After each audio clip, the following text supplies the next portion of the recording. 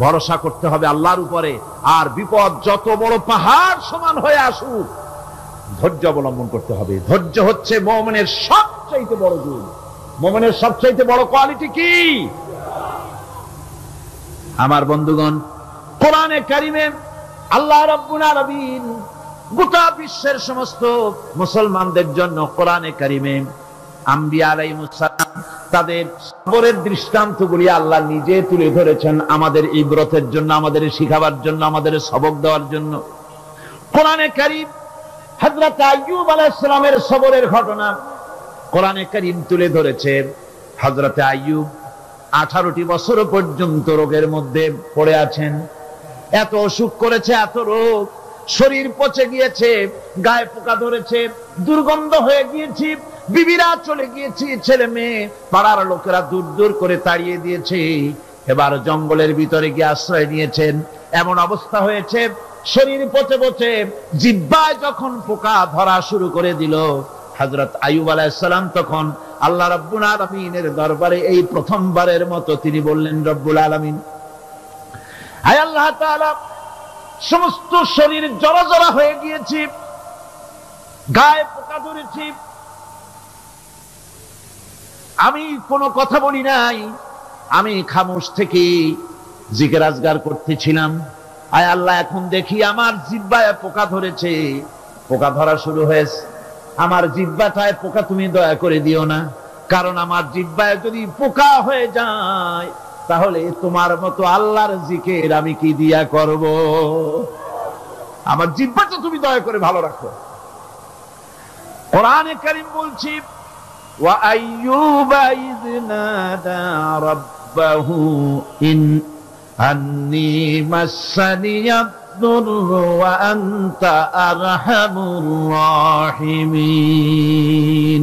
স্মরণ করো সেই সময়ের কথা যখন আইয়ুব তার রবকে ডেকে বলেছিল, আমি অসুস্থ আর তুমি তো রহমান রহিম, দয়াময়। ভাষাটা দেখেন কি সুন্দর। এর থেকে কি আল্লাহর আর কিছু বলা লাগে? আল্লাহ পাকের কাছে তিনি বলতেছেন, আল্লাহ আমি তো অসুস্থ, আমি তো অসুখ করেছে আমার, আর তুমি তো দয়াময় রহমান রহিম। এক অন্ধ, ঈদের দিন কত অন্ধই তো আসে খয়রাত করার জন্য, ভিক্ষা করার জন্য, চতুর্দিকে ভিক্ষা করতেছে অন্ধরা। এক অন্ধ ঈদের গেটের কাছে দাঁড়ায়া বলতেছে, ভাইরা আজ হচ্ছে ঈদের দিন আর আমি কিছু দেখতে পাচ্ছি না। এ বেশি পয়সা পাইনি, মানুষের দিন তার প্রতি আকৃষ্ট হয়ে গেছে। আরে কি কথা, আজ ঈদের দিন, সকলে আনন্দ করছে আর আমি কিছুই দেখতে পাচ্ছি না। সে কিন্তু কিছু চায় নাই। ভাষার ভিতরে, কথা বলার ভিতরে এ ধরনের টেকনিক আছে। হযরত আইয়ুব আলাইহিস সালাম বললেন না যে আল্লাহ আমারে মাফ করে দাও, কষ্টের মধ্যে আছি। তিনি শুধু বলেছেন, রব্বুল আলামিন, আমি অসুস্থ হয়ে পড়েছি, আমার অসুখ করেছে, আর তোমার নাম রহমান রহিম। এতটুকু কথা বলেছেন। আল্লাহ রাব্বুল আলামিনের দরজায়, তার দরবারে আইয়ুব আলাইহিস সালামের ডাক চলে গেছে। যায় নাই? কোন অসুবিধা আছে নাকি? কোন অসুবিধা নাই। পানির তলা দিয়া যদি কেউ ডাক দেয়, পাহাড়ের ভিতরে বসে যদি কেউ ডাক দেয়, আল্লাহ রাব্বুল আলামিন তা শুনতে পান। ইউনূস আলাইহিস সালাম মাছের পেটে বসে চিৎকার মেরেছিলেন, লা ইলাহা ইল্লা আনতা সুবহানাকা ইন্নী কুনতু মিনাজ জালিমিন। তিনি বলছিলেন, আয় আল্লাহ তাআলা, আমি তোমার প্রশংসা করছি, তুমি ছাড়া উপাস্য নাই, মাবুদ নাই। আমি তোমার পবিত্রতা ঘোষণা করছি, আমি তো জালিমদের অন্তর্ভুক্ত হয়ে গেছি। বাস এতটুকুন কথাই বলেছেন। আল্লাহ পাক বলছেন, ইউনূসের ডাক তো কেউ শোনে নাই, পানির মধ্যে কেউ শোনে নাই, জমিনের কেউ শোনে নাই, মহাশূন্যের কেউ শোনে নাই, কিন্তু মাছের পেটের ভেতরে থেকে, গভীর অতল দরিয়ার তলদেশ থেকে মাছের পেটের ভিতরে বসে আমার ইউনূস যে ডাক দিল, ওই ডাক আমি আরশের মালিক আমি শুনতে পেয়েছি, আর সঙ্গে সঙ্গে জবাব দিয়েছি, ফাস্তাজাবনা লাহু ওয়া নাজ্জাইনাহু মিনাল গাম্মি ওয়া কাযালিকা নুজিল মুমিনিন। ডাকের সাড়া দিলাম, বিপদ দিয়া বাঁচায় দিলাম। শুধু ইউনূসের না, আল্লাহ পাক এ জায়গায় আবার ওয়াদা করলেন, দুনিয়ার যত মুমিন বান্দা আছে তারা যদি কখনো বিপদে পড়ে যায় আর আমারে যদি ডাকে, আমি এই রকম করে বিপদ থেকে বাঁচায়া দেব। আইয়ুব আলাইহিস সালাম যখন আল্লাহ রাব্বুল আলামিনের কাছে ফরিয়াদ করলেন, আল্লাহ পাক তখন বলছেন, কোরআনে কারীম বলছে, ফাস্তাজাবনা লাহু ফাকাশাফনা মা বিহি মিন দুররিন ওয়া আতাইনাহু আহলাহু ওয়া মিসলাহুম মাআহুম রাহমাতাম মিন ইনদিনা ওয়া যিকরা লিল আবিদিন। আমি আইয়ুবের দোয়া কবুল করে নিলাম, শুধু তার পরিবার বর্গই দিলাম না, বরং আরো কিছু নিয়ামত আমি তাকে দান করে দিলাম। এবং তাই জন্য যেহেতু তারা ছিল আমার অনুগত বান্দা, আমার বাধ্যগত, আমি এই জন্য রহম করেছি, সমস্ত রোগ শোক আমি মাফ করে দিয়েছি। আমাদের সামান্য একটু জ্বর হয়, যদি 2-3 দিন জ্বর হয়েছে, জ্বর ছাড়ে না, বলে যে এত ভালো ভালো কাজ করি তারপর আমার এত জ্বর হওয়া লাগে, অমুকরা এত পাপ করে, তা তো কিছুই হয় না। খালি আল্লাহ আমার চোখে দেখলো, আমার বউর অসুখ, আমার অজুমুড়ি ছাড়ি না। ভাইরা, আপনি ঠিক পান না যে কি গুনাহ আপনি করেন। কোরআনে কারীম বলছি, ওয়ামা আসাবাকুম মিন মুসিবাতিন ফাবিমা কাসাবাত আইদিকুম ওয়া ইয়াফু আন কাসীর। যত বিপদ তোমাদের উপর আছে সব দুই হাতের কামাই করা। আর আমি তো অনেকগুলো ক্ষমা করে দেই। তোমরা যত পাপ করো, আকাম করো, সবগুলির শাস্তি যদি দুনিয়ায় দিতাম, সাহস করার সময় পেতে না। অসুখ হলেই অধৈর্য হয়ে যেও না, ধৈর্য ধরো। আল্লাহ পাক বলেন, শুধু আইয়ুব নয়, ওয়া ইসমাঈলা ওয়া ইদরিসা ওয়া যাল কিফলি কুল্লুম মিনাস সাবিরিন। এইভাবে করে ইসমাঈল, ইদ্রিস, যুলকিফল সবাই ছিল ধৈর্যশীল। জোরে বলেন সুবহানাল্লাহ। ধৈর্যের চরম পরাকাষ্ঠা ছিলেন তিনি। কোরআনে কারীম নবীদের এই কথাগুলি আমাদের শোনাচ্ছেন। হযরত ইয়াকুব আলাইহিস সালাম কলিজার টুকরা সন্তান হযরত ইউসুফ আলাইহিস সালামের জন্য তার মনটা পাগল ছিল। এত সুন্দর করে আল্লাহ তারে বানাইছিলেন, এত তিনি ছিলেন সৌন্দর্যের পিরামিড, যারে দেখলে চোখ ফিরানো যায় না, এমন সুন্দর সুপুরুষ, যারে দেখি সেই যুগের সুন্দরী যুবতী মেয়েরা রূপের মোহে পড়ে নিজেদের আঙ্গুলগুলি কেটে ফেলে দিয়েছিল। রূপের মোহে এমন অবশ হয়ে গেছে, আঙ্গুল কেটেছে, হাত কেটেছে, টের পায় নাই। আবার ভুল বুঝবেন না, দুনিয়ার সেরা সুন্দর পুরুষ ইউসুফ আলাইহিস সালাম, তা কিন্তু রাসূলের চাইতে বেশি নয়। হযরত উম্মুল মুমিনিন আয়েশা রাদিয়াল্লাহু তাআলা আনহা তিনি বলেছেন, যেই সব সুন্দরী রমণীরা ইউসুফ আলাইহিস সালামকে দেখে রূপের মোহে পড়ে নিজেদের আঙ্গুলগুলো কেটে ফেলেছিল, ওরা যদি আমার হাবিবকে দেখতো, ওরা যদি আল্লাহ রাসূলকে দেখতো, তাহলে হাত কাটতে কাটতে কোন ফাঁকে যে কলিজা কেটে ফেলে দিত, ওরা টের পেত না। আবার বন্ধুগণ, হযরত আইয়ুব আলাইহিস সালাম সন্তানের মায়া, অন্যান্য ভাইরা হিংসায় পড়ে গেল, তারা নিয়ে তাকে কুয়ায় ফেলে দিল।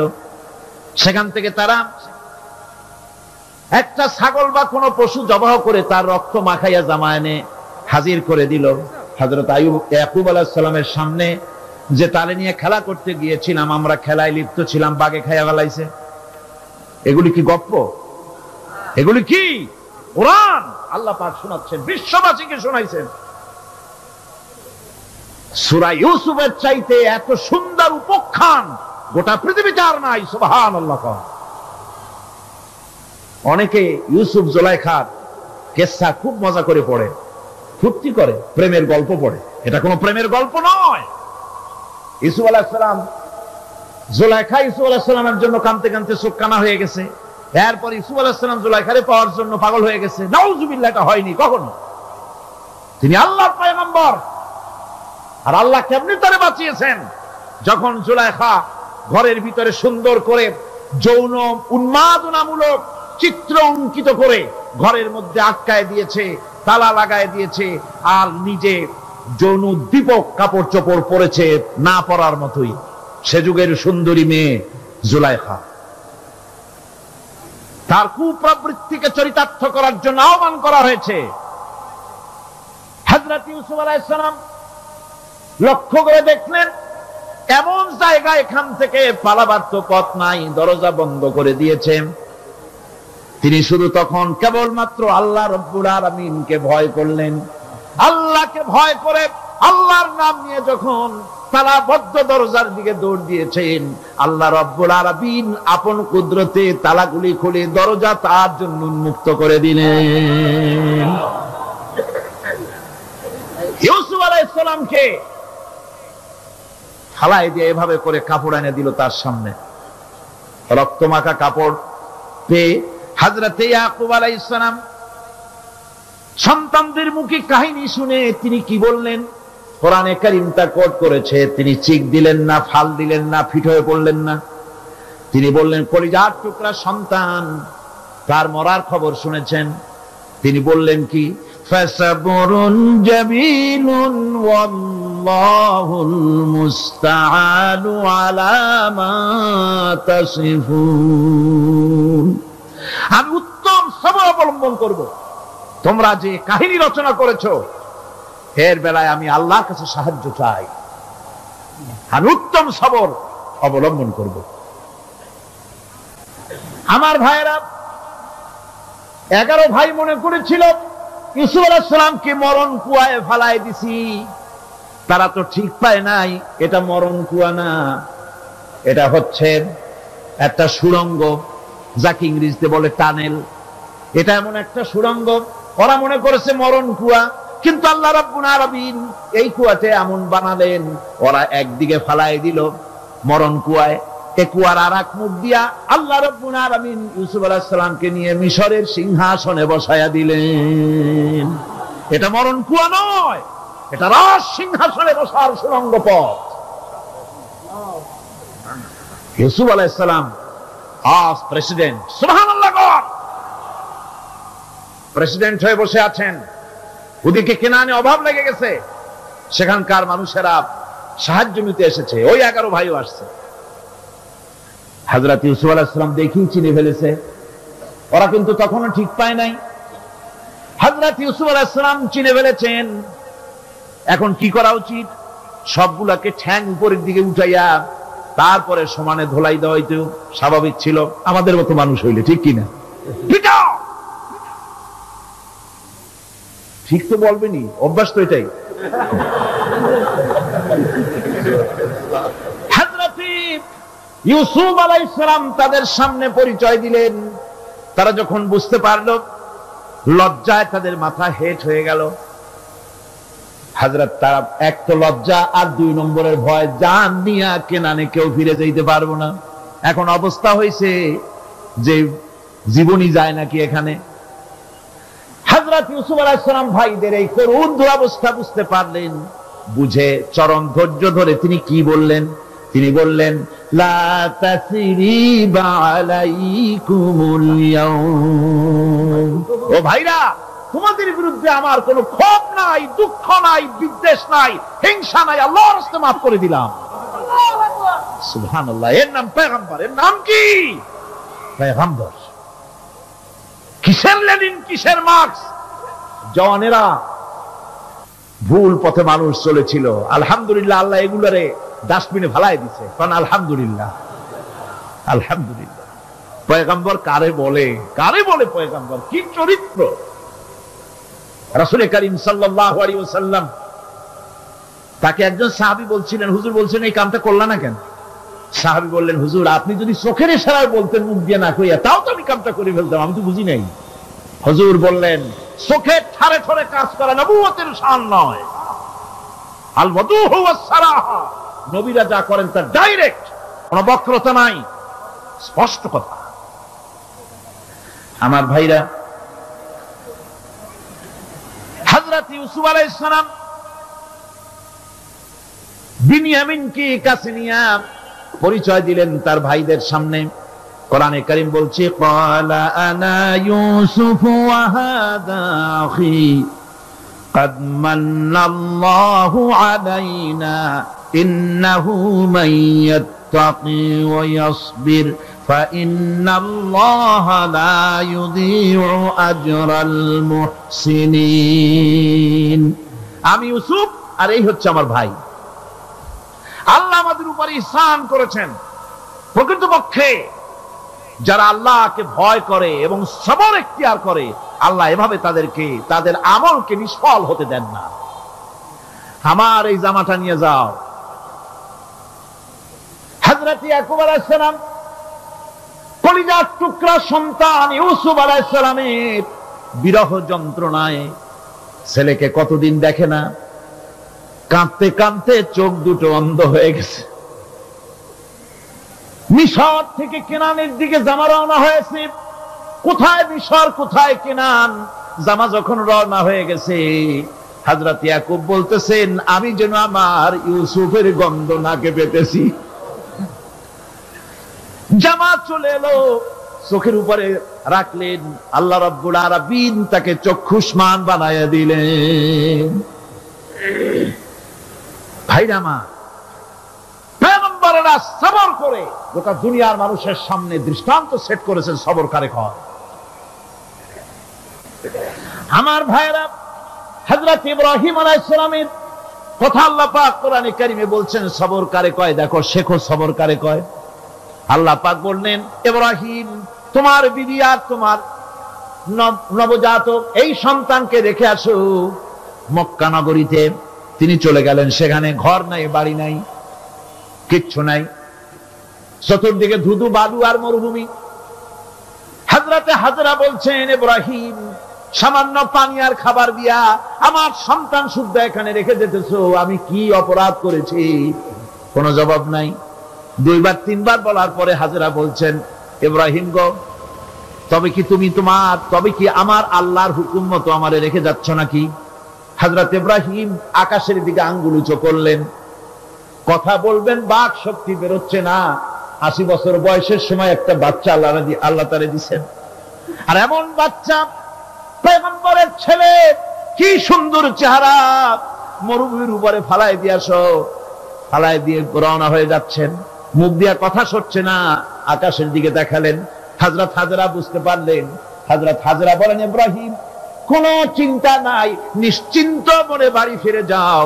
আমি আমার আল্লাহর উপরে এতটা ভরসা করি, আল্লাহর হুকুমে যদি আমার এখানে রেখে যেয়ে থাকো, ওই আল্লাহ পাক আমাকে আর আমার কলিজার টুকরা ইসমাইলকে পানিতে আর খাবারে মারবেন না, অবশ্যই তিনি ব্যবস্থা করবেন।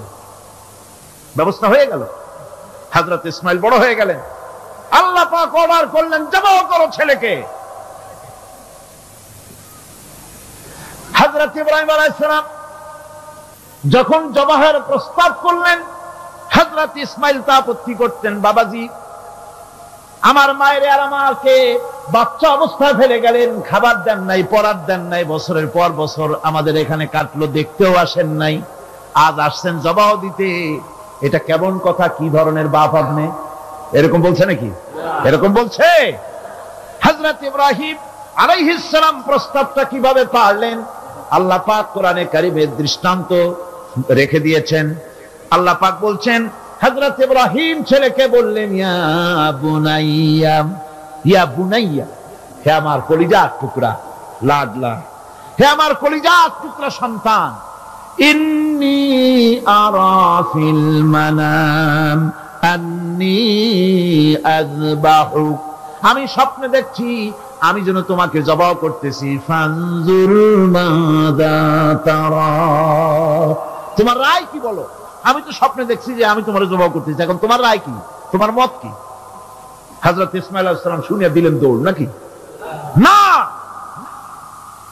হযরত ইসমাঈল আলাইহিস সালাম ধৈর্যের প্রতীক, তিনি কি কথা বললেন? তার মুখের কথা কোরআন শরীফে আল্লাহ পাক উঠায় দিলেন। হযরত ইসমাঈল বললেন, ইয়া আবাতি ফাআল মা তু'মারু সাতাজিদুনি ইনশাআল্লাহু মিনাস সাবিরিন। হে আমার পিতা, আপনি যে ব্যাপারে আদিষ্ট হয়েছেন আপনি তা পালন করুন, অবশ্যই আমাকে ধৈর্যধারীদের মধ্যে পাওয়া যাবেন। সুবহানাল্লাহ। এক বর্ণনা এসেছে, হযরত ইসমাঈল বললেন, আব্বাজান আমি ধৈর্যধারীদের ভিতরে আমারে পাবেন, তবে জবাহ করার আগে আমার হাত পাটা একটু বেঁধে নেন, কারণ জবাহের যন্ত্রণায় আপনার গায়ে যদি আমার হাত পাও লেগে যায় তো বেয়াদবি হয়ে যেতে পারে। আর আমি মরে আমার জবাহ হয়ে যাওয়ার পর আমার রক্ত মাখা জামাটা নিয়া আমার মা হাজেরারে দিবেন, কারণ তাকে মা বলবার মতো আর তো কেউ নাই। হযরত ইব্রাহিম তাকে বাঁধবার জন্য প্রস্তুতি নিলেন। হযরত ইসমাঈল বলছেন, আব্বাজান বাঁধবেন না, বাঁধার প্রয়োজন নাই। বলে কেন? একবার বাঁধতে বললে আবার তুমি নিষেধ করছো কেন?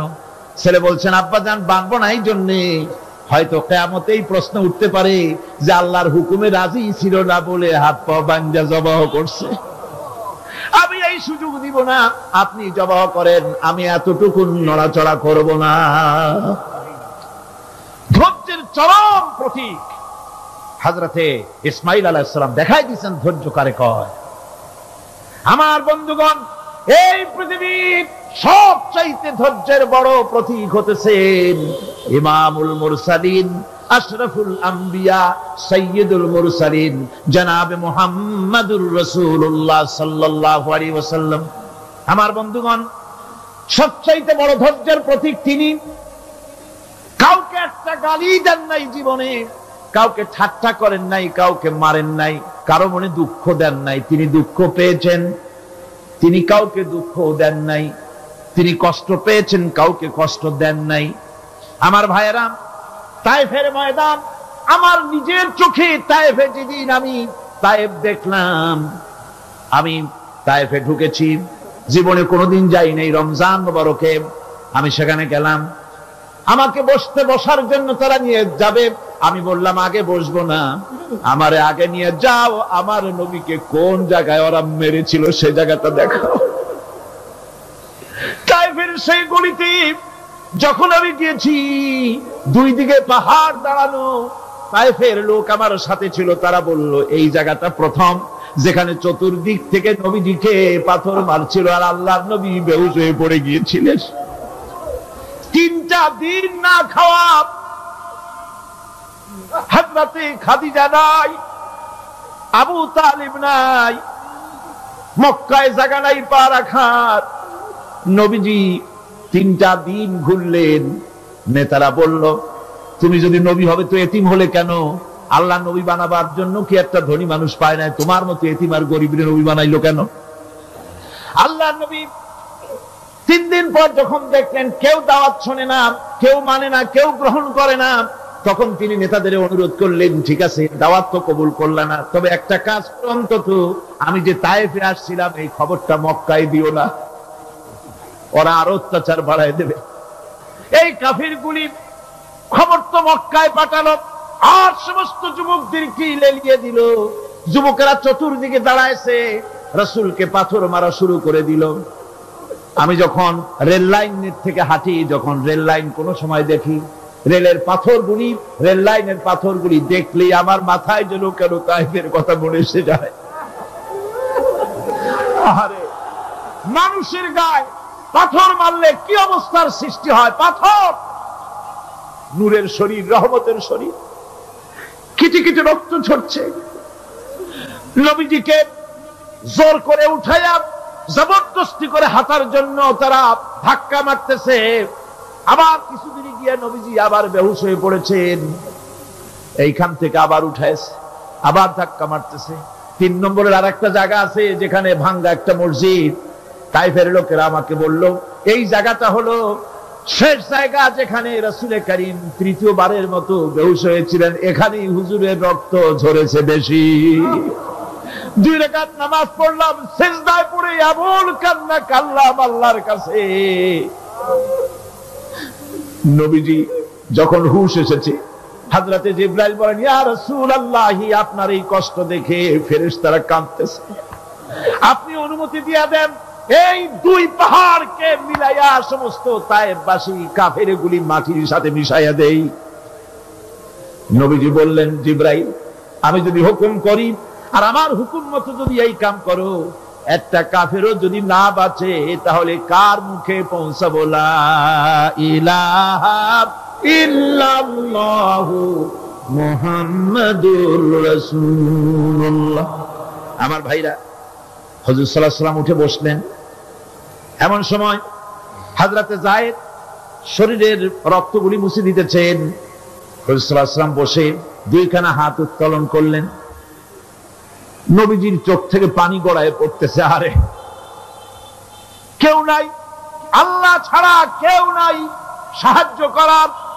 নবীজি হাত তুলে মুনাজাত করতেছেন, চোখ দিয়া পানি পড়ে দাড়ি ভিজে পড়তেছে, গায়ে দিয়া রক্ত ঝরতেছে। নবীজি কি দোয়াটা করলেন? বদদোয়া করলেন না, গজব দিতে বললেন না।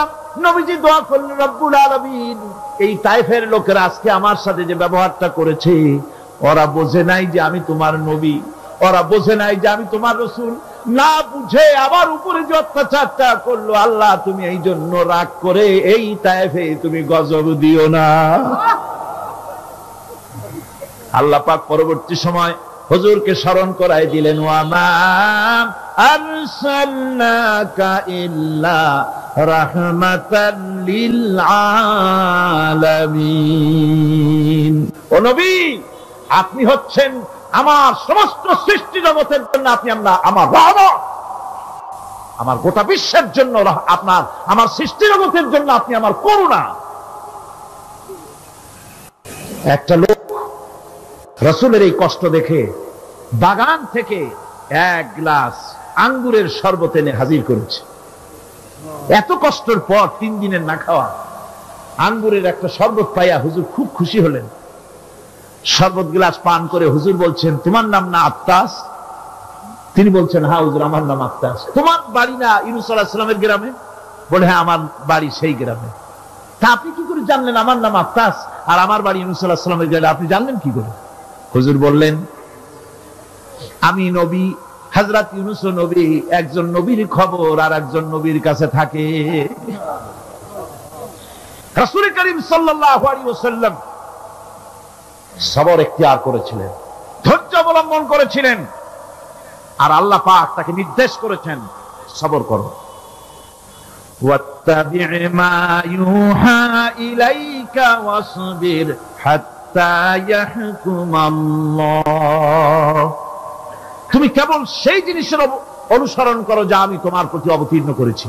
আমি আপনার উপরে যেটা অবতীর্ণ করেছি ওটার অনুসরণ করুন, আর সবর ইখতিয়ার করুন যতক্ষণ না আল্লাহর পক্ষ থেকে চূড়ান্ত ফয়সালা না আসে। ধৈর্য ধরুন, ধৈর্য ধরুন। আমার ভাইরা, কাফেরদের নির্যাতনের মোকাবেলায় আল্লাহ পাক তার হাবিবকে সান্ত্বনা দিয়েছেন।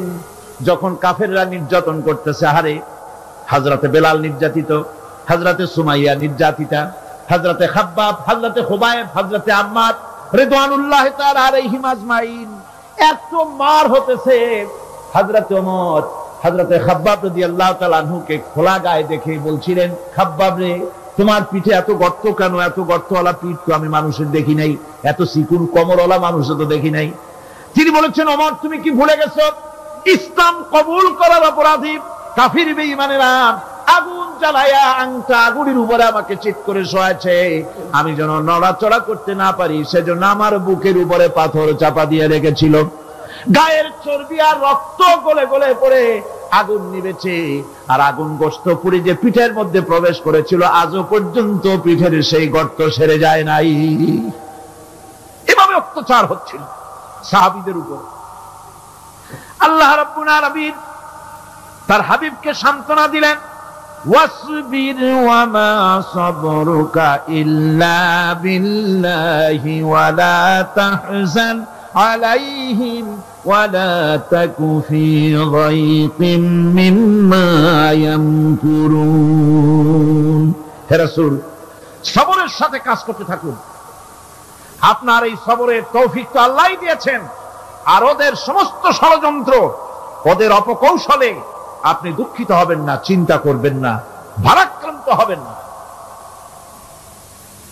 আপনি নিশ্চিত থাকুন। ওয়াসবির লিহুকমি রাব্বিকা ফাইন্নাকা বিআয়ুনিনা। হে নবী, আপনার রবের চূড়ান্ত ফয়সালা আসা পর্যন্ত ধৈর্য ধারণ করুন। আপনি তো আমার চোখের সামনে। সুবহানাল্লাহ, সুবহানাল্লাহ। আপনি আমার চোখের সামনে। কে আপনাকে কি করবে আমি দেখবো না? সুবহানাল্লাহ। মন্ত্রী যদি, এই সলিমুদ্দিন মার্কা মন্ত্রী যত আছে, এই মন্ত্রীরা যদি কয় দেখা তোর ভয় কিসে, আমি তোকে দেখছি না, সাহসটা কেমন বাড়ে, কেমন বাড়ে সাহস। আর এ কোনো মন্ত্রী ছাতা মাথা না, কোন প্রেসিডেন্ট রাজা বাদশা না, আকাশ আর জমিনের মালিক আমার আল্লাহ রাব্বুল আলামিন বলছেন, হাবিব কোন চিন্তা নাই, আপনি আমার চোখের সামনে। ওরা চায় আপনাকে দুনিয়া থেকে মিটাই দিতে, আর আমি চাই ওয়ারাফানা লাকা যিকরাক, আপনার প্রশংসা তো হবে গোটা বিশ্ব জুড়ে, সর্বত্র ছড়িয়ে যাবে আপনার নাম। সুবহানাল্লাহ। আল্লাহ পাক অন্যত্র বলেছেন, ওয়ালাকাদ কুযযিবাত রুসুলুম মিন ক্বাবলিকা ফাসাবারু আলা মা কুযযিবু ওয়া উযু হাত্তা আতাহুম নাসরুনা। হে মুহাম্মদ সাল্লাল্লাহু আলাইহি ওয়াসাল্লাম, আপনার পূর্বে অসংখ্য নবী রাসূল এই পৃথিবীতে আসছে এবং জুলুম আর নির্যাতনের শিকার তারা হয়েছেন। অবশেষে তাদের প্রতি আল্লাহর সাহায্য এসেছে। সুতরাং আপনাকেও ধৈর্য ধারণ করতে হবে। ধৈর্য ছাড়া কোনো পথ নাই। ধৈর্য আপনাকে ধারণ করতেই হবে। আর এই ধৈর্য ধারণ করলে পরে আল্লাহর চূড়ান্ত ফয়সালা আসবে, তখন আল্লাহ পাক মেহেরবানি করবেন। আমার ভাইরা, এই ধৈর্য পৃথিবীর সমস্ত পয়গম্বরেরা ধৈর্য অবলম্বন করেছেন, কখনো অধৈর্য হন না। দিন কায়েমের সংগ্রামে নবী রাসূলগণ দারুণ ভাবে সবর ইখতিয়ার করেছেন। বৃদ্ধবাদীদের সকল রকমের নির্যাতন, অপকৌশল, ষড়যন্ত্র, এই সব কিছু মোকাবেলা করেছেন ধৈর্যের নীতি অবলম্বন করি। কখনো ধৈর্যচ্যুতি তাদের মধ্যে ঘটেনি, বরং আল্লাহ রাব্বুল আলামিন তাদের প্রতি সন্তুষ্ট হয়েছেন। যারা এই ধৈর্য ধরেছে তাদের উপরে সন্তুষ্ট হয়ে আল্লাহ রাব্বুল আলামিন বলেছেন, ওয়া কাআইয়্যিম মিন নাবিয়্যিন কাতালা মাআহু রিব্বিয়ুন কাসীর। এর আগে অনেক নবী এসেছিলেন যাদের সাথে বহু আল্লাহওয়ালা লোক লড়াই করেছেন। ফামা ওয়াহানু লিমা আসাবাহুম ফি সাবিলিল্লাহি ওয়ামা যাফু ওয়ামাস্তাকানু। আল্লাহর পথে তাদের উপর যত বিপদ এসেছিল তারা হতাশ হয়ে পড়েন নাই, দুর্বলতা দেখাননি, বাতিলের সামনে মাথাও নত করেন। ওয়াল্লাহু ইউহিব্বুস সাবিরিন। আর আল্লাহ পাক ধৈর্যশীল যারা, তাদেরকে আল্লাহ পাক ভালোবাসেন। আমার ভাইরা, ধৈর্যের পরিচয় রাসূল করিম সাল্লাল্লাহু আলাইহি ওয়াসাল্লাম উহুদের ময়দানে যখন আক্রান্ত হয়ে গেলেন, চতুর্দিকে কাফেররা ঘিরে ধরেছে, বাঁচার কোনো পথ নাই। সাহাবায়ে কেরাম রাসূলকে পাহারা দিলেন। যারা রাসূলকে পাহারা দিতে দাঁড়ায়ছেন, জীবন দিয়া পাহারা দিতে দাঁড়ায় গেছে, রাসূলের দিকে মুখ দিয়া, পিঠটা বাইরের দিকে দিয়ে রাসূলকে পাহারা দেওয়া শুরু করেছেন। হুজুরকে পাহারা দিতে যারা দাঁড়িয়েছিলেন, কাফের কর্তৃক নিক্ষিপ্ত কি তীরগুলি এসে যখন বিঁধতেছিল, শুধু একজন সাহাবী হযরত তালহার পিঠের ভিতরে রাসূলকে হেফাজতের জন্য 80টা তীর একজনের পিঠের মধ্যে গিয়ে ঢুকেছে। এক অসতর্ক মুহূর্তে নবীজির দান্দান মোবারক শহীদ হয়ে গেল, শিরস্থান ভেঙে গেল, লোহার কড়া প্রবিষ্ট হয়ে গেল কপালের ভিতরে। হুজুর মাথা ঘুরে পড়ে গেলেন। হযরত আবু উবাইদা রাদিয়াল্লাহু তাআলা আনহু হুজুরের মস্তক মোবারককে কোলে করে নিয়ে তারপরে বহু কষ্ট করে মাথা থেকে লোহার কড়া বের করলেন। এবার ওই কড়ার ছিদ্র দিয়ে রক্ত আসতেছে, মুখ দিয়ে রক্ত পড়তেছে, দাড়ি ভিজে যাচ্ছে। বুখারী শরীফে এসেছে, আল্লাহর নবী দুইখানা হাত নিজের চেহারার উপরে মলে আনে টাটকা রক্ত চোখের সামনে দেখে বলছেন, আহারে এই কওমের ফালা কি করে হবে, এই কওমের মুক্তি কি করে হবে, এই কওমের নাজাত কি করে হবে, যে কওম তার নবীর চেহারা রক্ত দিয়ে আল্লাহ বানাইয়া দিল। নবীজি বললেন, আল্লাহুম্মা গফিরলি কওমি ফাইন্নাহুম লা ইয়ালামুন, আয় আল্লাহ পাক আমার এই কওম বুঝতে পারে না, ওদেরকে মাফ করে দাও। খবর ছড়িয়ে গেল নবীজি শহীদ হয়ে গিয়েছেন। খবর ছড়িয়ে গেল চতুর্দিকে, মদিনায় খবর ছড়িয়ে গেল, মানুষ পাগলের মতো দৌড়ানো শুরু করে দিল। এক মেয়ে লোক দৌড়াচ্ছে ওহদের দিকে, কয়েকজন সাহাবীর সঙ্গে দেখা, তারা জিজ্ঞেস করলেন, দৌড়াও কেন মহিলা, যাও কই? কয় ওহদের দিকে যেতেছি। কয় যায় তো কোনো লাভ নাই, যেহেতু তোমার যে স্বামী এসেছিলেন জিহাদের ময়দানে তিনি তো শহীদ হয়ে গেছেন। মহিলা বলতেছে, কে শহীদ হয়েছে শুনতে চাই না, আগে বলো নবীজি কেমন আছেন। আবার কিছুক্ষণ পর আর কয়েকজনের সঙ্গে দেখা, তারা বলছে, মেয়ে লোক দৌড়াও কই? যাচ্ছি ওহদের দিকে। তারা বলছেন যে কোনো লাভ নাই, তোমার যে দুইটা কলিজার টুকরা সন্তান ওহদে এসেছিল দুটোই শহীদ হয়ে গেছে। মা বলতেছি, ও সাহাবী কে শহীদ হয়েছে শুনতে চাই না, তাড়াতাড়ি করে বলো আল্লাহর নবী মুহাম্মদ রাসূলুল্লাহ সাল্লাল্লাহু আলাইহি ওয়াসাল্লাম কেমন আছেন। দৌড়াতে দৌড়াতে ওহদের মাঠে সাহাবায়ে কেরাম পরিবেষ্টিত, আল্লাহর নবীর কাছে গিয়ে হুজুরের জীবিত চেহারা মুবারকের দিকে তাকায়া মেয়ে লোকটি কাঁদতেছে আর বলতেছে, ইয়া রাসূলুল্লাহ, আমার স্বামী মরা শোক, আমার কলিজার টুকরা দুইটা সন্তান মরা শোক, আমার কলিজা থেকে মুছে গেছে, আপনি বেঁচে আছেন, তামাম মুসলমানদের এর চাইতে বড় সান্ত্বনা আর নাই। ভাইরা আমার, রাসূল করিম সাল্লাল্লাহু আলাইহি ওয়াসাল্লাম এভাবে করে ধৈর্যের পরিচয় দিয়েছেন। গালাগালি দেন নাই, রাগ করেন নাই, বদদোয়া করেন নাই। সুবহানাল্লাহ কোন, সুবহানাল্লাহ। ভাইরা আমার, এই সবর এমন মহান বৈশিষ্ট্য এর মধ্যে রয়েছে, জিহাদের ময়দানে যদি লোক কম হয় আর যদি তাদের মধ্যে সবর থাকে, বেশি সংখ্যক লোকের উপরে আল্লাহ পাক সবরকারীদেরকে বিজয়ী করে দিবেন। কোরআনে কারীমে রব্বুল আলামিন বলেন, কাম মিন ফিয়াতিন কালিলাতিন গালাবাত ফিআতান কাসীরাতাম বিইযনিল্লাহ ওয়াল্লাহু মা'আস সাবিরিন। এমন ঘটনার বহু নজির আছে যে কম সংখ্যক লোকেদের উপরে আল্লাহ পাক, বেশি সংখ্যক লোকেদের উপর আল্লাহ পাক কম সংখ্যক লোকদেরকে জয়ী করে দিয়েছেন। ওয়াল্লাহু মা'আস সাবিরিন, আর আল্লাহ আছে ধৈর্যশালীদের সাথে। আল্লাহ আছে কাদের সাথে?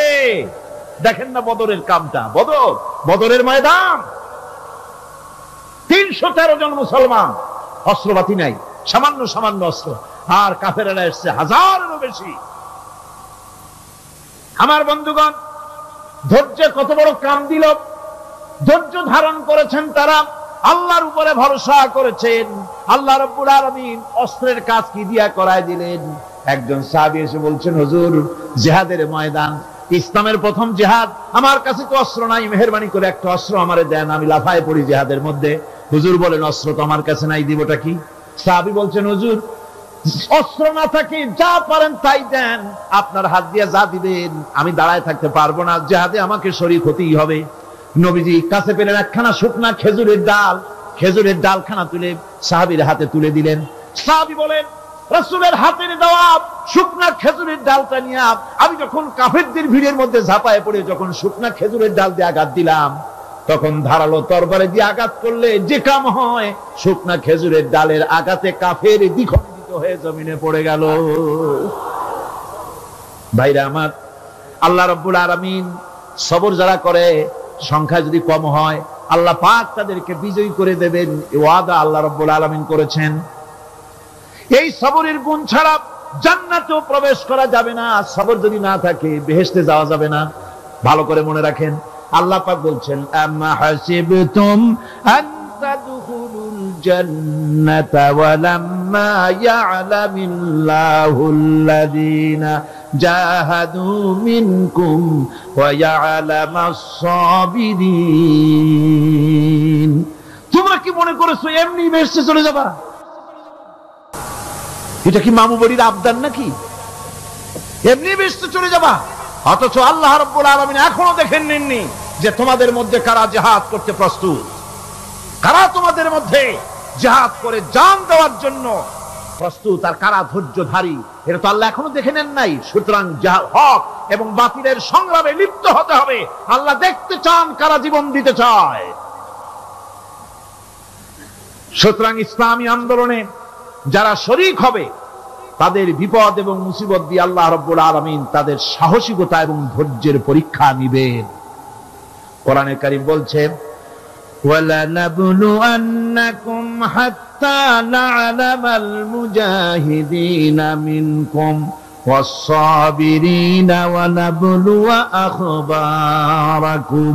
অবশ্যই আমি তোমাদেরকে পরীক্ষার সম্মুখীন করব, আর তোমাদের মধ্যে সত্যিকার মুজাহিদ, দৃঢ়তা অবলম্বনকারী কারা আমি তা দেখব। এটা যেন আমি দেখে নিতে পারি, সেই জন্য আমি বিপদ এবং মুসিবতের মধ্যে তোমাদের ফেলবো। ধৈর্যধারীদের উপরে আমার রহমত অবশ্যই থাকবে। সবর এমন এক সম্পদ যা ধারণ করলে পরে আল্লাহ রাব্বুল আলামিন রাষ্ট্রীয় ক্ষমতা দান করে দেন। কোন সুবহানাল্লাহ, জোরে কোন সুবহানাল্লাহ। ধৈর্য ধারণ করলে আল্লাহ রাষ্ট্রের মতো বিরাট নিয়ামত আল্লাহ হাতে তুলে দিবেন। তার প্রমাণ কোরআন শরীফে আল্লাহ বলছেন, বনি ইসরাইলরা মিশর থেকে যখন বহিষ্কার হয়ে গেল, তাদের যখন পা রাখার কোনো জায়গা থাকলো না, বনি ইসরাইলরা মিশর থেকে যখন বহিষ্কার হয়ে গেল, এরপরে আল্লাহ পাক তারা যখন ধৈর্য অবলম্বন করলো, আল্লাহ পাক তাদের ব্যাপারে বলছেন, ওয়া আওরাসনাল কওমাল্লাযীনা কানু ইস্তাদআফুনা মাশারিকাল আরদি ওয়া মাগারিবাহা আল্লাতী বারাকনা ফিহা। আর তাদের স্থলে আমি নির্যাতিত লোকদেরকে প্রতিষ্ঠিত করলাম।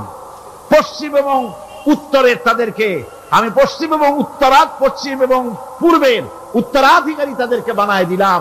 বিরাট এলাকা তাদের হাতে আমি তুলে দিলাম। ওয়া তাম্মাত কালিমাতু রাব্বিকাল হুসনা আলা বানি ইসরাঈলা বিমা সাবারু। আর এভাবে করে আল্লাহ পাক তার কথাকে পূর্ণ করলেন বনি ইসরাইলদের উপরে। সবর এখতিয়ার করার জন্য, ধৈর্য ধরার কারণে আল্লাহ পাক রাষ্ট্রের মালিক তাদের বানায় দিলেন। যেরকম সুবহানাল্লাহ। সবর যদি করা হয়, তো যুদ্ধ যদি বাদে, যদি জিহাদ শুরু হয়ে যায়, আল্লাহ পাক বলেছেন ফেরেশতা দিয়ে সাহায্য করবে। যদি সবর থাকে তোমাদের, সবর থাকলে আল্লাহ কি দিয়ে সাহায্য করবেন? ফেরেশতা।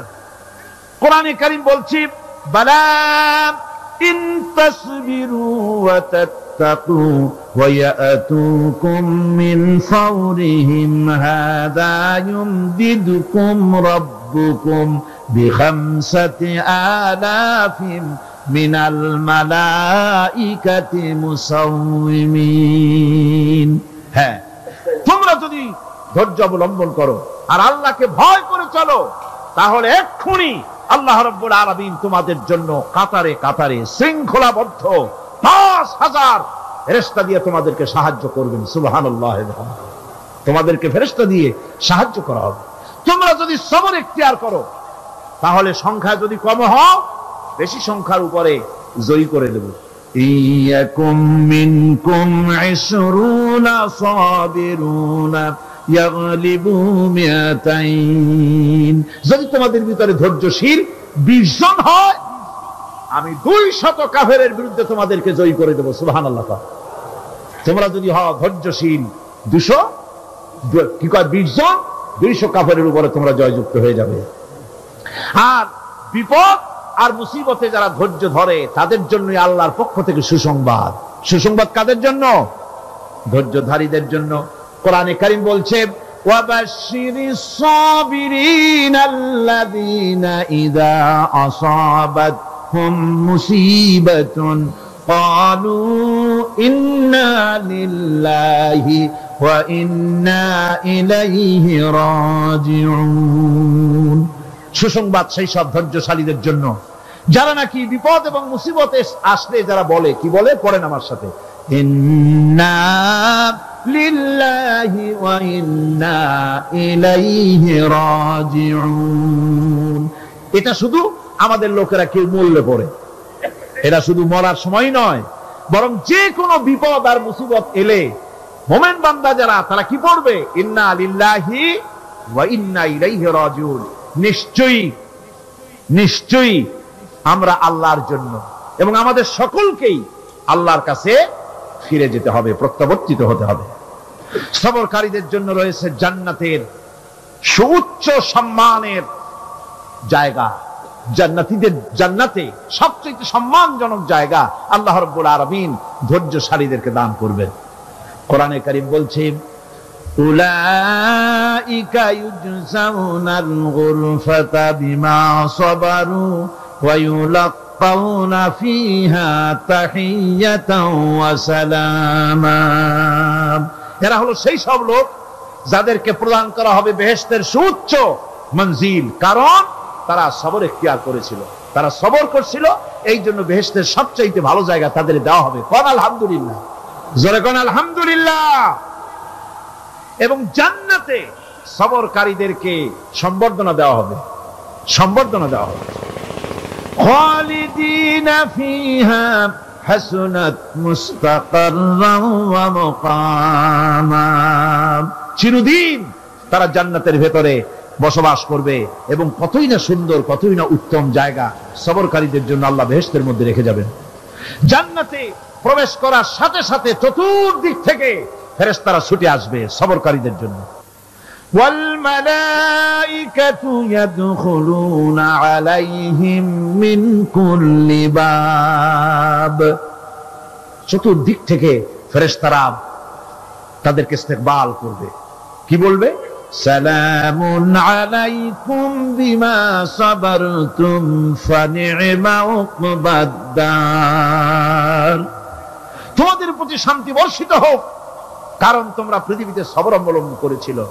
কতই না উত্তম জায়গা, কতই না সুন্দর জায়গা আল্লাহ রাব্বুল আলামিন সবরের বিনিময় তোমাদেরকে দান করেছেন। সুতরাং এই সবর হচ্ছে মুসলমানদের জন্য সবচেয়ে বড় নিয়ামত। আজ আমার তো মনে হয় পৃথিবীতে মুসলমানরাই সবচেয়ে বেসবর।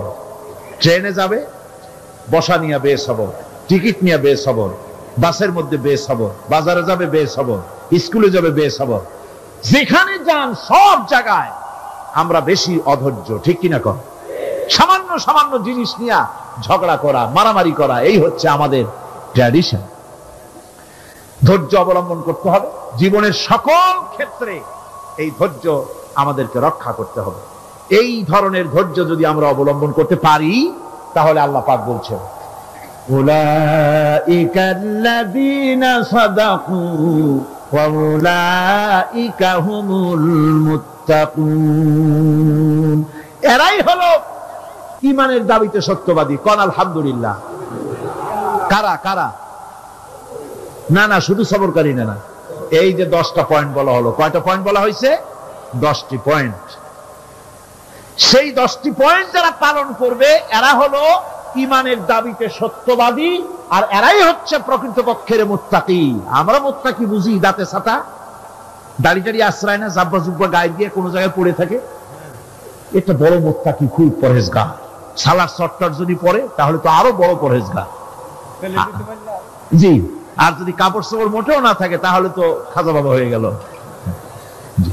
নাউযুবিল্লাহ মিন যালিক। আর আল্লাহ বলছে মুত্তাকি কারে কয় শোনো, এরে কয় মুত্তাকি যাদের মধ্যে এই 10টা গুণ আছে।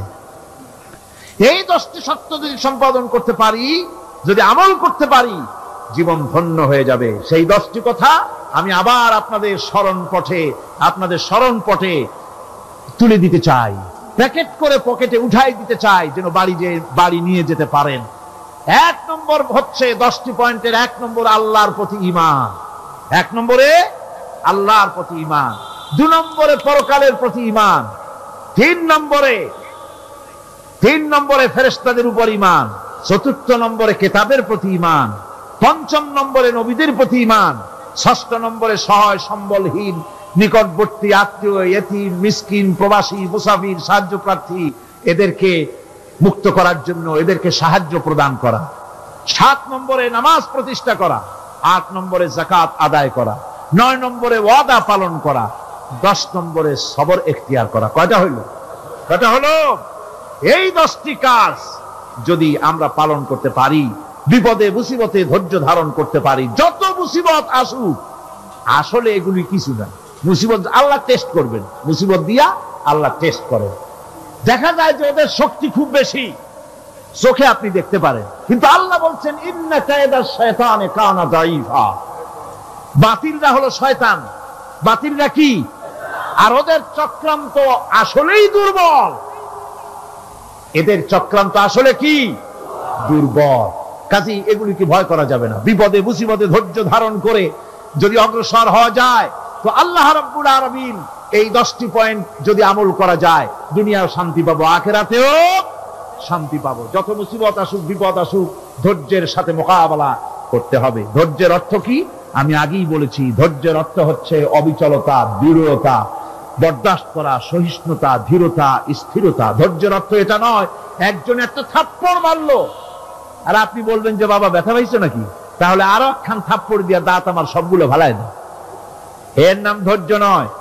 ধৈর্য হচ্ছে পরিস্থিতির মোকাবেলা করতে হবে সাহসিকতার সাথে, এর নাম হচ্ছে ধৈর্য। ওই যে আমি একটা দৃষ্টান্ত দিয়ে থাকি, এক সাপ একবার মুরিদ হয়েছিল এক পীর সাহেবের কাছে। পীর বলছিলেন যে না, আমি তো এই সব সাপ টাপ মুরিদ বানাই না। কয় না হুজুর, আমারে বানান। তারপরে মুরিদ বানায় কিছু অজিফাতারে শিখাই দিল আর বলল খবরদার কাউকে দংশন করবে না। ঠিক আছে, সে যায়া জিজ্ঞাসা শুরু করে দিয়েছে।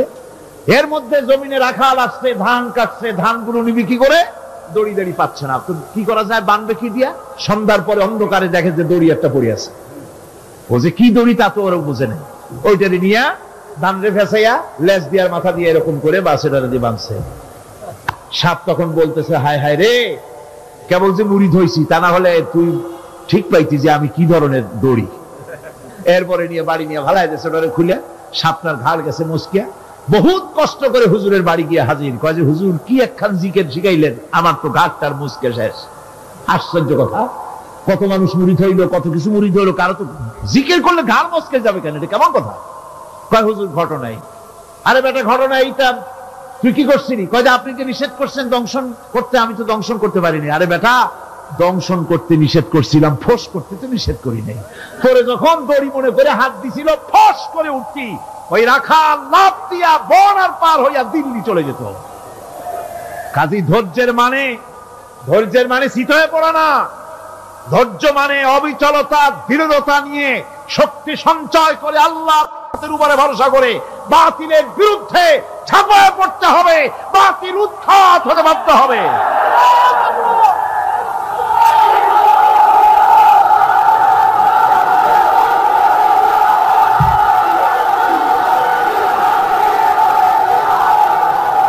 ভাইরা আমার,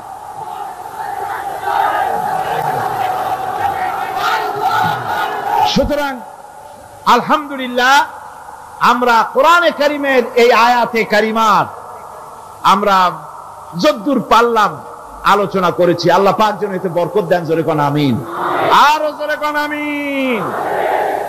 মোনাজাতের জন্য বসেন, এক্ষুনি মোনাজাতের জন্য দাঁড়ানো ভাইরা সব বসে পড়েন। আল্লাহুম্মা আমিন। রব্বানা যালামনা أنفسنا وإن لم تغفر لنا وترحمنا لنكونن من الخاسرين ربنا لا تزغ قلوبنا بعد إذ هديتنا وهب لنا من لدنك رحمة إنك أنت الوهاب আয় আল্লাহ তাআলা, এই বিশাল জনসমুদ্র নিয়ে তোমার দরবারে হাত তুলেছি পবিত্র মেরাজের রজনীতে। আয় আল্লাহ, তুমি দয়া করে মেহেরবানি করে আমাদের আলোচনা, দুরুদ সালামের সওয়াব আমাদের বিশ্ব নবী তোমার প্রিয় হাবিব জনাবি মুহাম্মদ রাসূলুল্লাহ সাল্লাল্লাহু আলাইহি ওয়াসাল্লামের রূহ মুবারকে পৌঁছায়া দাও। সমগ্র বিশ্বের মাটির নিচে যত মুমিন মুমিনাত শুয়ে আছেন তাদের আরো আর পরে সওয়াব পৌঁছায়া দাও। আমাদের মা বাপ যাদের দুনিয়া থেকে বিদায় হয়ে গেল, আল্লাহ কবরগুলিকে জান্নাতের টুকরায় পরিণত করে দাও। রব্বিরহামহুমা কামা রব্বায়ানি সগীরা। পড়েন সবাই, রব্বিরহামহুমা কামা রাব্বায়ানি সাগীরা।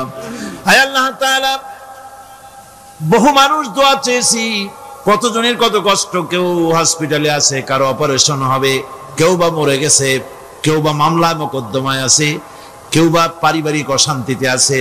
আল্লাহ যিনি যেই নিয়তে দোয়া চেয়েছে মেহেরবানি করে সেই নেক নিয়ত তোমার দরবারে কবুল করে নাও। বিপদগ্রস্ত লোকগুলিরে বিপদ থেকে বাঁচাইয়া দাও। আয় আল্লাহ রাব্বুল আলামিন, এই মাহফিলে লক্ষ লক্ষ জনতা সমুদ্রের ঢেউর মতো চতুর্দিক থেকে আসতে থাকে। তুমি আর তোমার কোরআন আর তোমার রাসূল ছাড়া কোনো স্বার্থ কারো মনে নাই। কাউরে রিক্সা ভাড়া দেওয়া হয় না, ট্রাক ভাড়া, বাস ভাড়া কাউকে দেওয়া হয় না, এক লোকমা খানাও এখানে পায় না, তাবাররুক বা সিন্নি বিতরণও হয় না। আয় আল্লাহ, নিঃস্বার্থ ভাবে এই লোকগুলি যাতায়াত করে। আল্লাহ তোমার কোরআনের বরকতে সকলকে তুমি গুনাহ মুক্ত করে দাও। আয় আল্লাহ তাআলা, যাতায়াত আসান করে দিও, যাতায়াতের পথে কারো যেন কোনো বিপদ না হয়ে যায়। আয় আল্লাহ তাআলা, বাড়ি ঘর ফালায় আসে, বাড়ি ঘর তোমার ফেরেশতা দিয়ে তুমি হেফাজত করো। রব্বুল আলামিন, মা বোনেরাও কষ্ট করে আসে, আল্লাহ তুমি দয়া করে এ মাহফিলে যারা শরীক হয়, এ মাহফিলে কোরআনের মাহফিলে শরীক হওয়ার কারণে তোমার কাছে একটা দাবি করি। দাবিটা হলো, মেহেরবানি করে সব মানুষকে তোমার কাবা ঘর দেখাও। যারা উপস্থিত হয়েছে সকলকে তোমার হাবিবের রওজায় গিয়া সালাম দেওয়ার তৌফিক দাও। রব্বানা তাকাব্বাল মিন্না ইন্নাকা আনতাস সামিউল আলিম ওয়া তুব আলাইনা ইন্নাকা আনতাত তাওয়াবুর রহিম। سبحان ربك رب العزة عما يصفون وسلام على المرسلين الحمد لله رب العالمين واجعل آخر كلمتنا عند الموت لا إله إلا الله محمد رسول الله السلام عليكم ورحمة الله। অনাটনে, বিপদে, মুসিবতে আর হক আর বাতিলের সংঘর্ষ চলাকালীন ধৈর্য ধারণ করা, এটা হলো সবচাইতে একটা বড় কোয়ালিটি। কোরআনে কারিমে সবর শব্দটি সবচাইতে বেশি ব্যবহার করা হয়েছে। সর্বাধিক ব্যবহৃত শব্দ কোনটি? সবর। সবর আরবি একটি মৌলিক শব্দ, এমন একটি মৌলিক শব্দ যার তাৎপর্য অন্য কোন ভাষা দিয়া সবরটা বললে যেমন বোঝানো যায়, অন্য কোন ভাষা দিয়া এটার অর্থ করে এটার হক আদায় করা সম্ভব না। আর এই সবর কোরআনে কারিমে বিভিন্ন জায়গায় বিভিন্ন অর্থে ব্যবহার হয়েছে। যেমন সবর শব্দের অর্থ হচ্ছে অবিচলতা, বাংলায় যা বোঝানো যায়। সবর শব্দের অর্থ হচ্ছে অবিচলতা, দৃঢ়তা, সহিষ্ণুতা, মন মেজাজের সমতা, ধীরতা, স্থিরতা, কষ্ট সহিষ্ণুতা, বরদাস্ত করা। এগুলি এই সবরের এই শব্দ, এই অর্থগুলি কোরআনে কারিমের বিভিন্ন জায়গায় বিভিন্ন রকম এটাকে ব্যবহার করা হয়েছে। সবর একটি মৌলিক মানবীয় গুণ। এই গুণ যার মধ্যে আছে সে তার নৈতিকতার শীর্ষে পৌঁছে যেতে পারে। আর এই গুণটি যার মধ্যে অভাব, এই সবর যার ভিতরে নাই, সে মানুষের পর্যায়ে পড়ে না। যত অসুবিধা, যত কষ্ট, যত রকমের বিপদ মুসিবত, যত রকমের অসুবিধার সৃষ্টি হয়, তার মূলীভূত কারণ হচ্ছে ধৈর্যের অভাব, সবরের অভাব। দুনিয়ার সমস্ত নবী রাসূলগণ সবর অবলম্বন করেছেন। তারা ছিলেন সবরের মূর্ত প্রতীক। সবর কাকে বলে দুনিয়াবাসীকে তারা তা দেখিয়ে দিয়েছেন। নিজ নিজ কওমের কাছ থেকে যখন কওমের কাছে নবীরা দাওয়াত দিয়েছেন, ইসলামের দ্বীনের দাওয়াত দিয়েছেন, তখনই সমাজপতিরা, রাষ্ট্রশক্তি তাদের উপরে, নবীদের উপরে ভেঙে পড়েছে, অত্যাচার করেছে। আল্লাহর পয়গম্বরেরা এই সমস্ত অত্যাচারের মোকাবেলায় চরম ধৈর্যের পরিচয় দিয়েছেন। কোরআনে কারিমে উল্লেখ করা হয়েছে অত্যাচারের মোকাবেলায় আম্বিয়ায়ে কেরাম যা বলেছেন সেটা হলো এই, ওয়ামা লানা আল্লা নাতাওয়াক্কালা আলাল্লাহি ওয়া ক্বাদ হাদানা সুবুলানা। আল্লাহ পাক বলেন, পয়গম্বরেরা বলেছেন আমরা আল্লাহর উপরে ভরসা করব না, তো কার উপরে ভরসা করব? তিনি তো আমাদেরকে সঠিক পথ দেখিয়েছেন, সঠিক রাস্তা আমাদের দেখিয়েছেন, সুতরাং তার উপরেই তো আমরা ভরসা করব। وَلَنَصْبِرَنَّ عَلَى مَا آذَيْتُمُونَا وَعَلَى اللَّهِ فَلْيَتَوَكَّلِ الْمُتَوَكِّلُونَ। তোমরা আমাদের যে সব কষ্ট দাও, পীড়ন দাও, সেজন্য আমরা ধৈর্য অবলম্বন করব। তোমরা আমাদেরকে কষ্ট দিচ্ছ, আমরা ধৈর্য অবলম্বন করব আর ভরসা করব কেবলমাত্র তার উপরে যে আল্লাহ রাব্বুল আলামিন আমাদেরকে নবী করে পাঠিয়েছেন। সেই ভরসা করতে হলে সেই আল্লাহর উপরেই তো ভরসা করা উচিত। আমরা সেই আল্লাহর উপরে ভরসা করে আছি। তোমাদের যত খুশি আমাদের বিরুদ্ধে ষড়যন্ত্র করো, আমাদেরকে অত্যাচার করো। কোরআনে কারিমে হযরত হুদ আলাইহিস সালামের ঘটনা আল্লাহ রাব্বুল আলামিন এভাবে এনেছেন, तमाम এলাকার মানুষ তার বিরুদ্ধে ক্ষিপ্ত হয়ে গিয়েছে। সমাজের লোক, রাষ্ট্র শক্তি হযরত হুদ আলাইহিস সালামের উপর অত্যাচারের পাহাড় ভেঙে দিয়েছে। হযরত হুদ আলাইহিস সালাম একা মানুষ, সমাজের রাষ্ট্র শক্তির এই দুর্বিসন্ধির ষড়যন্ত্রের চ্যালেঞ্জ তিনি গ্রহণ করলেন।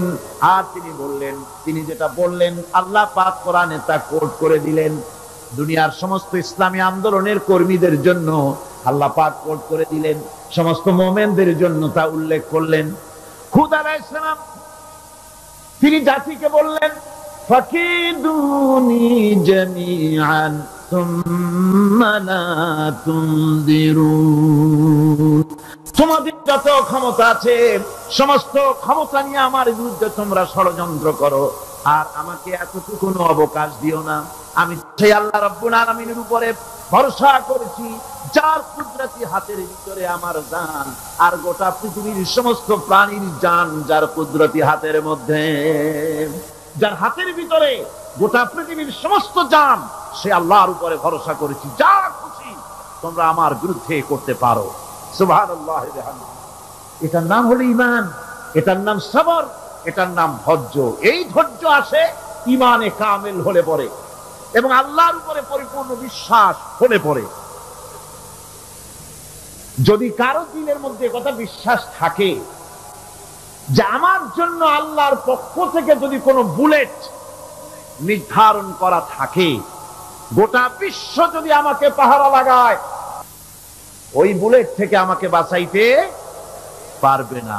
আর আমার জন্য যদি একটা বুলেট আল্লাহ কর্তৃক নির্ধারিত থাকে, তাহলে গোটা পৃথিবীর মানুষ চেষ্টা করেও সেই বুলেট থেকে আমাকে রক্ষা করতে পারবে না। এটার নাম হচ্ছে ঈমান।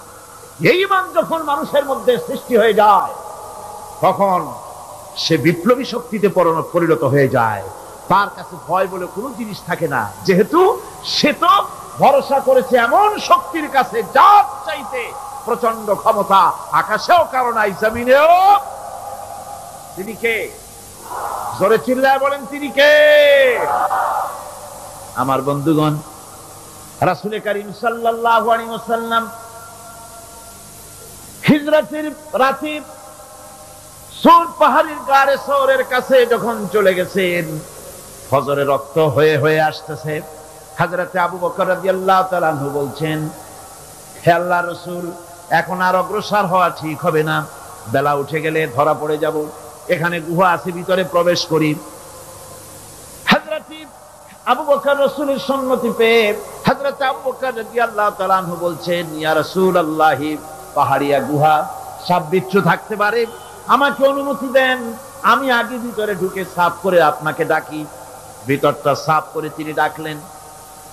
রাসূল করিম ভিতরে ঢুকে বলছেন, আবু বকর, পাহাড় বেয়ে বেয়ে বড্ড কষ্ট হয়েছে, একটু বসো, তোমার উরুর উপরে মাথা রেখে আমি একটু ঘুমাইয়া যাই। আল্লাহ নবী আরাম ফরমাচ্ছিলেন। সকালবেলায় কাফির বেঈমানরা যখন আস্তে আস্তে করে গুহা মুখে পৌঁছে গেছি, পায়ের চিহ্ন এখানে শেষ, তাদের নিশ্চিত ধারণা এর ভিতরে নবীজি আছেন। বলছে, বেরিয়ে আসো। একজন বলে নাই, আর একজন বলে আছে। এভাবে তাদের মধ্যে দ্বিমত হয়ে গেল। হযরত আবু বকর বলছেন, ইয়া রাসূলুল্লাহ, আমরা তো ধরা পড়ে গেছি, আমাদের তো আর উপায় নাই। এই গুহাটা এতই অগভীর, শুয়ে যদি হাঁটু উঁচু করা যায় উপর থেকে দেখা যায়, বসলে পরে মাথা দেখা যায়, ধরা তো পড়ে গেছি, উপায় নাই। আল্লাহর নবী তখন তার হাবিব, তার বন্ধুকে কি বললেন? বিশ্ববাসীর জন্য আল্লাহ পাক কোরআনে তা উঠায় দিলেন। নবীজি তার বন্ধুকে ডেকে বললেন, লা তাহজান ইন্নাল্লাহা মা'ানা। ও আমার সাথী, কোনো চিন্তা করো না, ভয় পেও না, শঙ্কিত হয়েও না। আমরা মাইনরিটি নই, আমরাই মেজরিটি, কারণ আল্লাহ রাব্বুল আলামিন আমাদের সাথে আছেন। সুবহানাল্লাহ। এই চিন্তা, এই ধারণা যদি মানুষের মনের মধ্যে থাকে, তাহলে কখনোই তার মন দুর্বল হবে না, ঈমান দুর্বল হবে না।